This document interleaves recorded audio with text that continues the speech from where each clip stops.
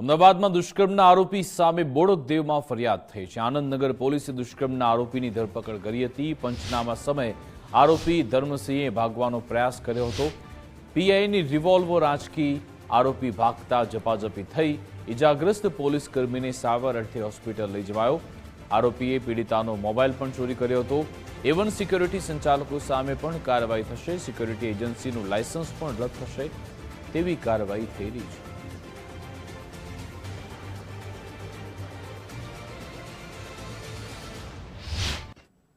એ જો આરોપી હતા એ પોલીસથી બચવા માટે પીઆઈ આનંદનગર RS પરમારને સર્વિસ પિસ્ટલ છૂટવીના પ્રયત્ન કરતા હતા અને એ જ ઝપાઝપીમાં એક રાઉન્ડ ફાયર થયા જેમાં પોલીસ કોન્સ્ટેબલ વિરેન્દ્રસિંહને સાથળના ભાગે વાગ્યા હતા અને એ પછી પોલીસે એને ઓવરકમ કરવા માટે પ્રયત્ન કર્યા હતા। એમાં બીજા રાઉન્ડ ઝપાઝપીમાં ફાયર થયા જો એને પગમાં વાગ્યા હતા।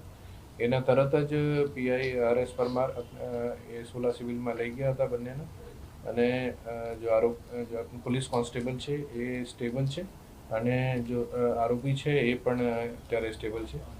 તે પછી બોડકદેવ પોલીસ સ્ટેશન વિસ્તારમાં એના ફરિયાદ નોંધવામાં આવે છે જેમાં કલમ BNS 110 attempt to culpable homicide 1212 public servant ઉપર ગંભીર ઈજા અને 262 ઓબ્સ્ટ્રક્શન ઇન લોફુલ કસ્ટડી એના ગુના નોંધવામાં આવે છે।